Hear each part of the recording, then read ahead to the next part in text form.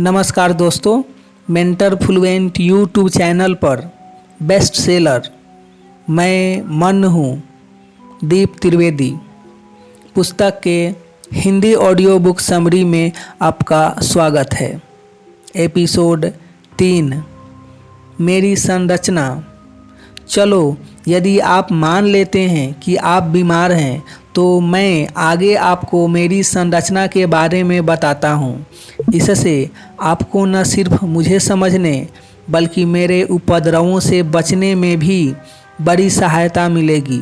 और इस बाबत कोई भी चर्चा प्रारंभ करने से पूर्व मैं आपको एक बार फिर याद दिला दूँ कि मैं अपने संपूर्ण कॉम्प्लिकेटेड मैकेनिज्म के साथ आपकी नाभि में अदृश्य रूप से स्थित हूँ। और चूँकि अदृश्य हूँ इसलिए विज्ञान की पकड़ से बाहर हूँ। और अपने मैकेनिज्म की बात करूँ तो मेरे तरंगों की भिन्नता के आधार पर मुझे 7 प्रमुख भागों में विभाजित किया जा सकता है। उनमें से कुछ उपद्रवी हैं तो कुछ अद्भुत शक्तियों से भरे पड़े हैं। मेरे उपद्रव मचाने वाले स्वरूप: पहला कॉन्शियस माइंड, दूसरा सबकॉन्शियस माइंड और तीसरा अनकॉन्शियस माइंड। मेरी शक्तियों के केंद्र: पहला सुपर कॉन्शियस माइंड, दूसरा कलेक्टिव कॉन्शियस माइंड, तीसरा स्पॉन्टेनियस माइंड और चौथा अल्टीमेट माइंड।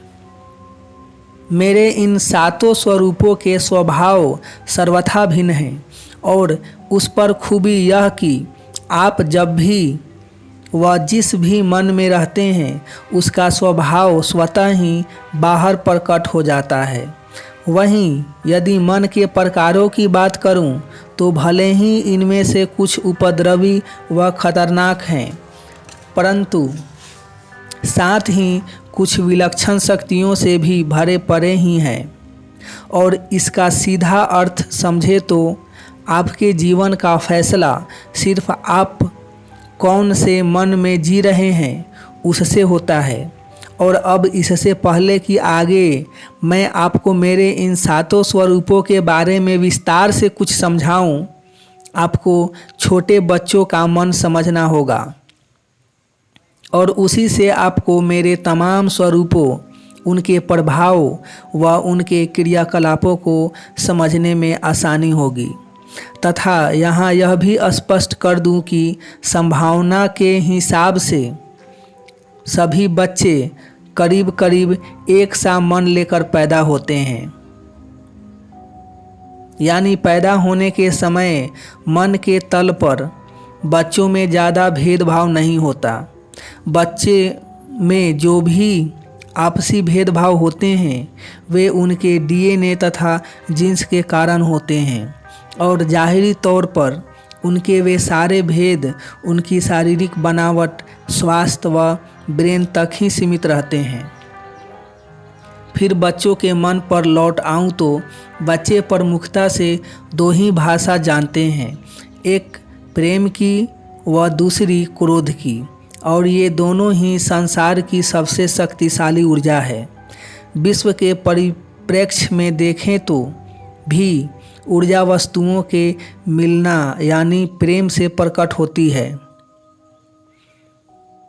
विश्व के परिप्रेक्ष्य में देखें तो भी ऊर्जा वस्तुओं के मिलन यानी प्रेम से प्रकट होती है या फिर उनकी टकराहट यानी क्रोध के कारण उत्पन्न होती है।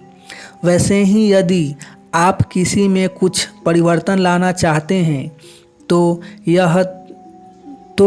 वह या तो आप उससे प्रेम जताकर ला सकते हैं या फिर क्रोध कर आप यह कमाल दिखा सकते हैं। वैसे ही यदि आपको अपने में कोई परिवर्तन लाना हो तो भी आपको स्वयं से यही 2 भाषा बोलनी होती है। परंतु दुर्भाग्य से आज हर एक में इन 2 का ही अभाव है। अब जीवन को बढ़ाने वाली क्रोध व प्रेम नामक ये 2 परम शक्तियाँ मनुष्य में से क्यों गायब हो गई? यह चर्चा मैं बाद में करता हूँ। अभी तो यह स्पष्ट कर दूँ कि बच्चा इन दो महाशक्तियों की परम उपस्थिति के साथ जीवन में सफलता पाने की तमाम संभावनाएं लेकर पैदा होता है। आप भी गौर से देखना, बच्चे को कोई मनपसंद वस्तु मिल जाती है तो वह प्रेम पूर्ण तरीके से मस्त हो जाता है। वहीं यदि कुछ उसके मन मुताबिक नहीं होता है या फिर उसकी पसंद की कोई वस्तु उससे छीन ली जाती है तो वह क्रोध में भरकर उपद्रव पर उतर आता है। बस वह तीसरी कोई बात या भाषा समझता ही नहीं। यानी बच्चा ऊर्जा का अक्षय भंडार लेकर ही पैदा हुआ है। वहीं बच्चों की अन्य विशेषता के बाबत बात करूं तो वे कुछ विशेष जानते भी नहीं हैं। बहुत हुआ तो वे अपनी माँ को पहचानते हैं, बाकी रिश्तों से उन्हें कोई लेना देना नहीं। जिसके साथ अच्छा लगता है उसके साथ खेल लेते हैं, जिसके साथ नहीं जमता उससे दूर हट जाते हैं। ऊंच नीच या अपने पराये के भेदभाव उनमें नहीं होते। व्यर्थ की जानकारियां भी उनसे कोसों दूर होती हैं। वहीं उन्हें अपने धर्म, देश, जाति या समाज बाबत भी कुछ नहीं मालूम होता है। और आपने गौर किया ही होगा कि उनका इन बातों से काम अटकता भी नहीं है। थोड़ी सी बुद्धि लगाएंगे तो समझ जाएंगे कि उपरोक्त तमाम विशेषताएं ही उनकी कभी न खत्म होने वाली मस्ती का राज है। और यही एक बुनियादी कारण है कि बच्चे सबको प्रिय होते हैं। वैसे बच्चों की एक और विशेषता कहूँ तो चूँकि वे प्रेम व क्रोध नामक संसार की दो सबसे शक्तिशाली ऊर्जा का ही उपयोग करते हैं, सो वे प्रायः ऊर्जा से भरपूर होते हैं। अतः आप अन्य कुछ भी कारण पर बच्चों को कभी कमज़ोर समझने की भूल मत करना। आपने भी गौर किया होगा कि बच्चे कितना ही उपद्रव कर लें कभी नहीं थकते हैं। कितना ही खेल कर उठे हों परंतु फिर खेलने का मौका मिला नहीं कि झट से तैयार। उनके उपद्रवों का आलम तो यह होता है कि बारी बारी दिन भर चार वयस्क उन्हें संभालने में लगे रहते हैं तो चारों थक जाएंगे, लेकिन ये बच्चे कभी नहीं थकेंगे। बड़े से बड़े रियाज एथलीट से कह दिया जाए कि दिन भर वह करो जो बच्चा कर रहा है तो चंद घंटों में ही वह ढेर हो जाएगा। बच्चा कुर्सी के नीचे घुसेगा और टेबल पर निकलेगा। चढ़ाओ तो वह दिन में 20-30 बार चढ़ उतर जाएगा। एथलीट तो घबराकर कहेगा कि इसके साथ खेलने से तो ओलंपिक में मेडल पाना ज़्यादा आसान है। कुल मिलाकर इन सारी बातों का सार यह कि प्रेम और क्रोध ही संसार की दो सबसे शक्तिशाली ऊर्जा के स्रोत हैं। जिस मनुष्य ने इन दोनों को खो दिया वह ऊर्जाहीन हो गया। खैर, आगे यदि बच्चों के बुद्धिमत्ता की बात करूं तो वे अति बुद्धिशाली भी होते ही हैं। उन्हें कब क्या चाहिए और वह कैसे मिल सकता है उसका पूरा ज्ञान होता है और यही कारण है कि उन्हें जो चाहिए वे हासिल करके ही रहते हैं। ऐसा मुस्कुराएंगे और ऐसा तो लाड़ से बोलेंगे कि इनकार की गुंजाइश ही नहीं छोड़ेंगे। और अगर फिर बात न बनी तो क्रोध, उपद्रव व जिद तो है ही। पूरा घर सर पे उठा लेंगे, आपका जीना मुश्किल कर देंगे, पर जो चाहिए वह हासिल करके ही रहेंगे। वही उनके आकर्षण का तो कहना ही क्या। कौन है जो बच्चों से प्रेम नहीं करता? कौन है जो उन्हें ज़्यादा से ज़्यादा देना नहीं चाहता?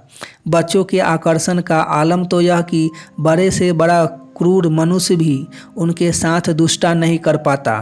कई बार तो गुंडे या लुटेरों के बीच फंसे माँ बाप भी बच्चों के कारण बच जाते हैं। साथ में बच्चा देख हर कोई दया खाने को मजबूर हो जाता है। इसके अलावा भी बच्चे के अन्य गुणों की बात की जाए तो निर्दोषता, भोलापन, चंचलता और कंसंट्रेशन यह सब उसके स्वाभाविक गुण होते हैं। और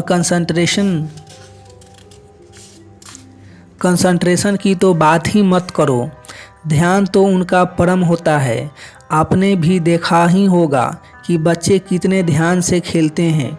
सोचो, यदि उतना ही कंसंट्रेशन बड़ों में आ जाए तो क्या वे जीवन की हर सफलता हासिल न कर लें। और उनके भूलने की बात का आलम तो यह कि 2 मिनट पहले जिस बच्चे से झगड़े थे, अगले ही कुछ मिनटों में उसी के साथ फिर प्रेम से खेलने लग जाते हैं। और उत्साह तो उनमें इतना होता है कि कितनी ही बार गिरें फिर उठकर खड़े हो जाते हैं। अब इनके विपरीत थोड़ा बड़ों पर गौर करें। किसी एक बात में उनका ध्यान लगता ही नहीं। कहाँ गया वह कंसंट्रेशन जो बचपन में उनके पास था। और बड़ों का उत्साह, उसकी तो पूछो ही मत। 1-2 बार असफलता हाथ लगी नहीं कि बैठ गए सर पकड़ के। आत्महत्या तक का विचार आ जाता है मन में। ऐसे में निर्दोषता, भोलापन या ऊर्जा की तो बात ही करना बेकार है। चलो यह सब तो ठीक, पर यहाँ सबसे सोचनीय विषय यह कि ये सारी गड़बड़ हो कहाँ गई। तो यही समझाने हेतु तो बच्चों और उसके मन का फर्क मैं आप लोगों को समझा रहा था। दरअसल बच्चा जिस माइंड में पैदा होता है उसे सुपर कॉन्शियस माइंड कहते हैं। यह माइंड चूँकि सिर्फ प्रेम व क्रोध से भरा रहता है, अतः ऊर्जा से भरपूर होता है। दुनिया में जितने भी सफल व सुखी लोग हुए हैं, वे जानते हो या न जानते हो, परंतु वे सभी कम से कम सुपर कॉन्शियस माइंड में जीते ही आए हैं। और यदि बात विस्तार से समझाने हेतु मैं आपको इस सुपर कॉन्शियस माइंड की चंद विशेषताएं बताऊं, तो सबसे बड़ी बात तो यह कि इसमें ऊर्जा की कोई कमी नहीं होती। व्यर्थ की जानकारियों का भी इसमें सर्वथा अभाव होता है। साथ ही उत्साह, ध्यान व लगातार नया करने की चाह तो इसमें कूट कूट कर भरी होती है। और ऊपर से क्रोध व प्रेम की ऊर्जा से भरे होने के कारण यह माइंड जो चाहे वह करने में भी पूरी तरह सक्षम होता है। अब यदि इस पूरी बात का सार कहूँ तो वह यह कि सफल मनुष्यों व बच्चों के गुणों में बड़ी समानताएं होती हैं, क्योंकि दोनों सुपर कॉन्शियस माइंड के आसपास ही जीते हैं। यदि ऐसा है तब तो सवाल यह उठता है कि सुपर कॉन्शियस माइंड में पैदा हुआ यह बच्चा किन मनों में वह क्यों पहुंच जाता है तथा उन मनों के स्वभाव क्या हैं। बिल्कुल बताता हूँ। यही बताने हेतु तो इतनी पृष्ठभूमि बनाई थी, और यही समझना आपके लिए अत्यंत ज़रूरी भी है, क्योंकि यही आपके जीवन का टर्निंग पॉइंट है। यदि यहाँ संभाल लिया तो आपको सफल व सुखी होने से कोई नहीं रोक सकता है। खैर, वापस मुख्य बिंदु पर लौट आऊँ तो जैसे ही बच्चा बड़ा होने लगता है, माँ बाप तथा परिवार वाले उसे तरह तरह की समझाइश व ज्ञान देना शुरू कर देते हैं। उसे उसका धर्म और उसकी जाति बताई जाती है। अपने व पराये का भेद उसके मन में पैदा किया जाता है। जीवन के व्यर्थ उद्देश्य पकड़ाकर उसे कुछ बनने हेतु उकसाया जाता है। बस इन सब से उसका कॉन्शियस माइंड बनना शुरू हो जाता है, और यह कॉन्शियस माइंड बहुत कमज़ोर होता है। भय व असुरक्षा वह बात बेबात पकड़ता ही रहता है। और यहाँ यह कहने की ज़रूरत नहीं कि भय और असुरक्षा पकड़ते ही उसका उत्साह व ध्यान कमज़ोर पड़ने लगता है। यानी यहीं से बच्चे की दुर्गति होना शुरू हो जाती है। लेकिन मामला यहीं नहीं अटकता। फिर उस छोटे से बच्चे को कुछ बनने हेतु स्कूल भेज दिया जाता है। बेचारा बच्चा जो पूर्ण स्वतंत्रता में जी रहा होता है उसे भारी बस्ता उठाकर स्कूल जाने को मजबूर किया जाता है। न चाहते हुए भी उसे पढ़ाया जाता है। यही नहीं, फिर उसे अच्छे मार्क्स लाने हेतु भी उकसाया जाता है। और स्कूल की तो बात ही क्या करना। जो बच्चा प्रेम चाहता था, जो खेलना चाहता था, उसे स्कूल में अनुशासन के नाम पर सताया जाता है। हालत यह हो जाता है कि स्कूल में टीचरों से तो उसे प्रेम नहीं ही मिलता है, कुछ बड़ा होने पर बेचारे को घर में भी प्रेम मिलना बंद हो जाता है। और इस तरह हंसता खेलता एक फूल पढ़ाई के नाम पर मुरझा दिया जाता है। इससे धीरे धीरे बच्चे की जिद कमज़ोर हो जाती है। जिद कमज़ोर होते ही उसकी जुझारू क्षमता भी कमज़ोर पड़ने लगती है। विश्व का कोई भी 4-5 वर्षीय बच्चा खेल कूद व स्वतंत्रता छोड़कर अनुशासन में रहना नहीं चाहता है। और यही कारण है कि अधिकांश बच्चे रोते हुए भी स्कूल जाते हैं, कुछ शक्तिहीनों को छोड़कर। और मज़ा यह कि जो बच्चे हंसते हुए स्कूल जाते हैं उनके माँ बाप बड़े तनके बताते हैं कि देखो मेरा बच्चा स्कूल जाते वक्त नहीं रो रहा है। अरे मूर्ख होगा, बड़ा होकर वह कोई आज्ञाकारी क्लर्क न बन जाए तो अच्छा है। यह बात खासकर मैं केजी या पहली दूसरी कक्षा के बच्चों के बारे में कह रहा हूँ। हाँ, एक बार उनके मित्र बन जाएं और उनके बाहर की दुनिया जानने समझने की इच्छा जागृत हो जाए, फिर तो उनका स्कूल में रस जाग ही सकता है। खैर, यह भी छोड़ो, फिर तो माँ बाप, परिवार व स्कूल के टीचरों द्वारा बच्चे को व्यवहार सिखाया जाने लगता है। क्रोध न करने का, बड़ों का कहना मानने का, सबके काम करने का, वगैरह वगैरह।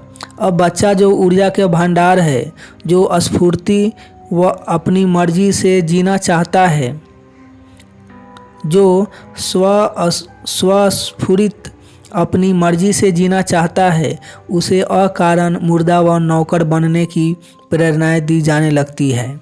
बच्चे को शुरू में ये बातें रुचिकर तो नहीं लगती, परंतु प्रलोभनों और तारीफों का सहारा लेकर उसे ऐसा करने पर मजबूर किया जाता है। बात नहीं बनती तो कभी कभी उसे डांटकर या धमकाकर भी ऐसा करने को विवश किया जाता है। गौर करने वाली बात तो यह कि इन सारी कोशिशों में बच्चों की सबसे महत्वपूर्ण 2 ऊर्जा, क्रोध व प्रेम, दबती चली जाती है। और सबसे खतरनाक दुष्परिणाम इसी के आते हैं।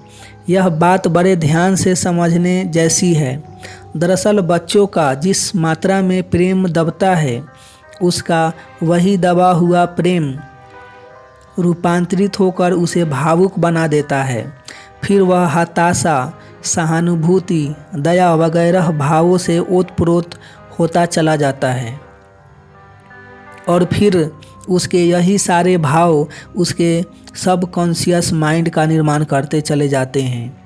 इसी बात को सीधे सीधे साइकोलॉजी की भाषा में कहूँ तो जिस मात्रा में बच्चे का प्रेम दबता चला जाता है, उसी मात्रा में उसकी भावुकता सबकॉन्शियस माइंड में संग्रहित होती चली जाती है।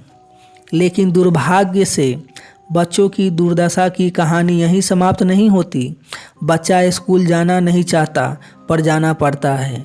वह खेलना व उपद्रव करना चाहता है लेकिन मौका नहीं मिलता। अपने मन का मालिक होने के कारण वह स्वतंत्र रहना चाहता है जबकि उसे अनुशासन में रहना पड़ता है। परिणाम स्वरूप मौके बेमौके उसका क्रोध दबता चला जाता है और उसका यह दबा हुआ क्रोध धीरे धीरे कर चिंता, व्यथा, भय, ईर्ष्या जैसे जीवन को नष्ट करने वाले भावों में रूपांतरित होकर उसके अनकॉन्शियस माइंड में एकत्रित होना शुरू हो जाता है। फिर इसके आगे की कहानी तो आप सब जानते ही हैं। जैसे जैसे बच्चा बड़ा होता जाता है, वह क्रोध के साथ साथ अपनी स्वाभाविक ऊर्जा भी खोता चला जाता है। धीरे धीरे कर ध्यान व उत्साह जैसे महत्वपूर्ण गुण भी उसमें से तिरोहित होते चले जाते हैं और बदले में दुख, चिंता, भय व हताशा जैसे खतरनाक दुर्गुणों का वह भंडार बनता चला जाता है और फिर जीवन भर वह यही संग्रहित चिंता, हताशा, भय या दुख मौके बेमौके निकालता चला जाता है। आप यह मत सोचना कि विषय चिंता का है इसलिए आप चिंता कर रहे हैं। दरअसल तो चिंता आपके अनकॉन्शियस माइंड में भरी पड़ी है, इसलिए वह विषय खोजकर बाहर निकल पड़ती है। लेकिन मैं जानता हूँ कि आप ऐसे नहीं मानेंगे, सो इसे एक उदाहरण से समझें। एक बार एक व्यक्ति ने अखबार में पढ़ा कि करीब 10 लाख वर्ष बाद सूर्य नहीं उगेगा। अब सीधी बात है कि सूर्य नहीं उगेगा तो पृथ्वी का अस्तित्व नष्ट हो जाएगा। बस उसे चिंता पकड़ ली। अब 10 लाख वर्ष क्या 100 वर्ष बाद भी सूर्य उगे या नहीं, उससे उसे क्या फर्क पड़ रहा था। परंतु भीतर पड़ी चिंता को तो बाहर निकलने का बहाना चाहिए ही होता है। बस इस दबे क्रोध के कारण ही आप सबका यह हाल हो गया है। लेकिन मनुष्य की दुर्गति की दास्तां यहीं कहाँ से रुकती है। पहले तो सुपर कॉन्शियस माइंड में पैदा हुए बच्चे को व्यर्थ की जानकारियों व उद्देश्यों से भरकर आप उसका कॉन्शियस माइंड बनाना प्रारंभ कर देते हैं और फिर उसके क्रोध और प्रेम को दबाते हुए उसका सब कॉन्शियस और अनकॉन्शियस माइंड मजबूत कर उसे चिंता, दुख, भय, सहानुभूति, लगाव वगैरह भावों से भर देते हैं। लेकिन इतने से भी आप बुद्धिमानों का मन कहाँ भरता है। सो आगे आप उसे यह भी समझा देते हैं कि जाहिर में भावों की अभिव्यक्ति अच्छी नहीं। अपने मन में क्या चल रहा है यह दूसरों को पता नहीं चलना चाहिए। बस बेचारा चिंता, दुख व भय के साथ साथ अपनी भावनाएं भी दबाना शुरू कर देता है और क्रोध व प्रेम तो वह फिर जीवन भर दबाता चला जाता है। आगे उसका और भी खतरनाक परिणाम आता है। फिर ये दबे चिंता, भय, दुख और लगाव तथा सहानुभूति अनकॉन्शियस व सब कॉन्शियस माइंड में न सिर्फ हमेशा के लिए मजबूती से संग्रहित हो जाते हैं बल्कि परे परे मल्टीप्लाई भी होते रहते हैं। फिर बेचारा यह मनुष्यों की ही कृपा से इन भावों के धक्कों से कभी नहीं उभर पाता है। चिंता व दुख में जीवन गुजारना उसका भाग्य हो जाता है। यहाँ यह स्पष्ट समझ लेना कि चिंता, दुख, भय, असुरक्षा वगैरह भीतर पड़े हैं तो बाहर निकल रहे हैं।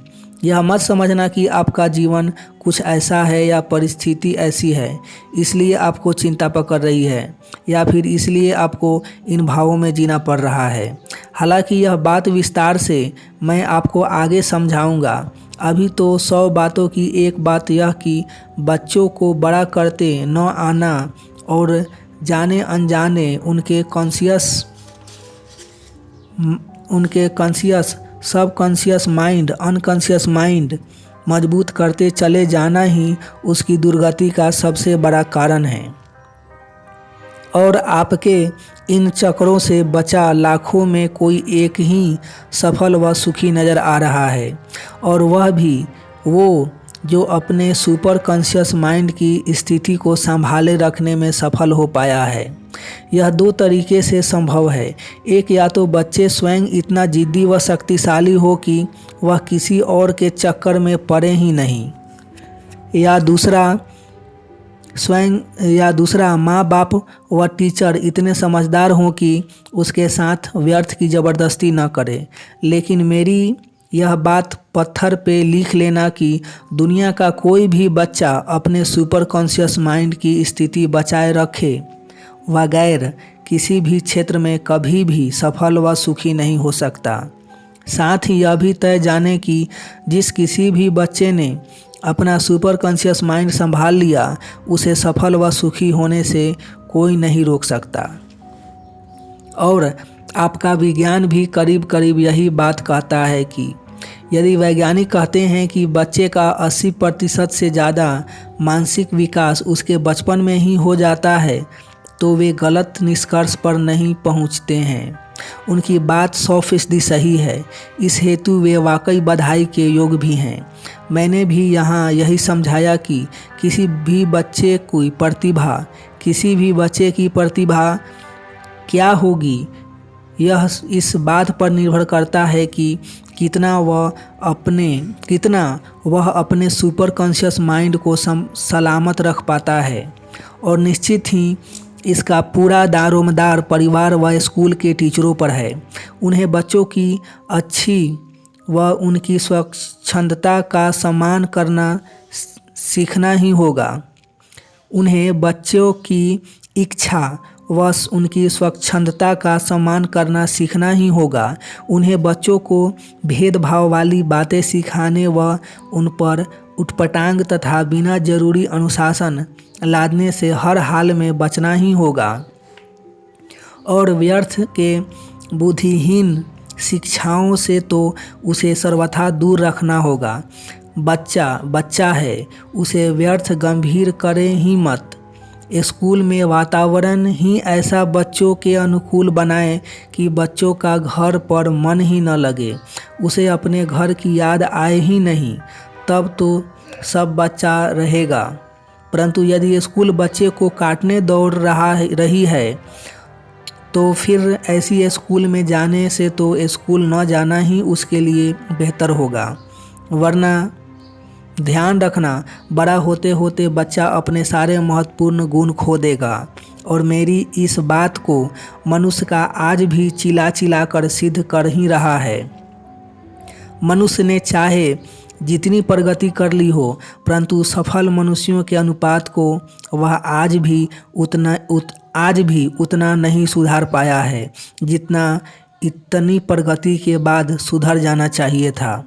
आज भी लाखों में 10-20 ही सफल हो पाते हैं, और इसका एकमात्र कारण मनुष्य का अपने बच्चों को पालने नहीं आना है।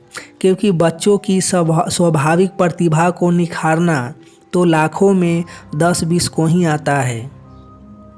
खैर, यह तो हुई आपके द्वारा की जाने वाली गलतियों की चर्चा।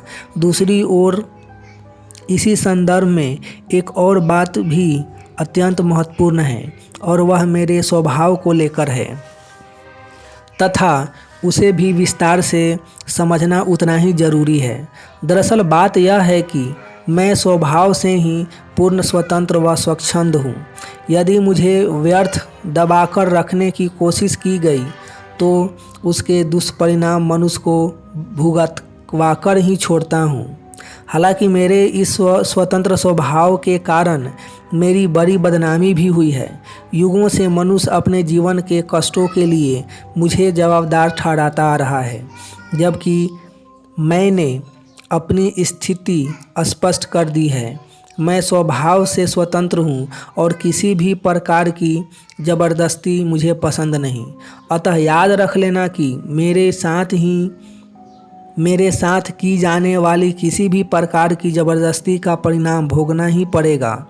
और यहाँ सबसे महत्वपूर्ण यह कि मेरा स्वभाव बदलने वाला नहीं, बदलना आपको मेरे साथ किया जाने वाला आपका व्यवहार ही पड़ेगा। अतः यदि बच्चा सुपर कॉन्शियस माइंड से कॉन्शियस व अनकॉन्शियस माइंड तक गिरता है, तो इसका दोष परिवार, समाज व शिक्षा को ही देना, मुझे नहीं। यदि आप वाकई मनुष्य के सुखी व संपन्न होने का अनुपात बढ़ाना चाहते हैं, तो अपनी शिक्षा प्रणाली में आवश्यक फेरबदल कर लेना। माँ बाप व परिवार को बच्चों को कैसे बड़ा करना यह सिखाना, परंतु मुझ पर दोषारोपण कतई मत करना। आप मेरे स्वभाव को मारने की कोशिश करेंगे तो मैं प्रतिकार पर उतर ही आऊँगा। यूँ भी अपने स्वभाव को बचाने का इस प्रकृति में सबको अधिकार है। अतः मेरे साथ छेड़खानी करें ही मत। यदि आप यह सीख जाएंगे तो मेरे तीनों कमज़ोर स्वरूपों को, यानी कॉन्शियस, सबकॉन्शियस व अनकॉन्शियस माइंड को अपने में मजबूत होने ही नहीं देंगे। और इस संदर्भ में मैं कह ही चुका हूँ कि कॉन्शियस माइंड व्यर्थ की जानकारियाँ एकत्रित करने से बनता है, जबकि अनकॉन्शियस व सबकॉन्शियस माइंड क्रोध व प्रेम दबाने से मजबूत होते हैं। वरना तो मनुष्य को दुख, चिंता, ईर्ष्या, फ्रस्ट्रेशन वगैरह पकड़े ही क्यों, क्योंकि कोई बच्चा वह लेकर थोड़े ही पैदा हो रहा है। और न ही मेरे कारण मनुष्य इन सब भावों में जीने को मजबूर है। वह तो चूँकि वह मेरे स्वभाव के बाबत ना समझी बरत रहा है, इस कारण वह उसके दुष्परिणाम भोगने को मेरे द्वारा बाध्य किया जा रहा है। वरना आपने क्या किसी बच्चे को चिंता करते देखा है? अतः मनुष्य के दुखी व असफल जीवन के लिए आपको किसी को दोष देना है तो वह आप अपने स्वयं को देना। और यह भी अच्छे से समझ लेना कि ये सारी चूकें आपसे मेरी कार्यप्रणाली न समझने के कारण हो रही है।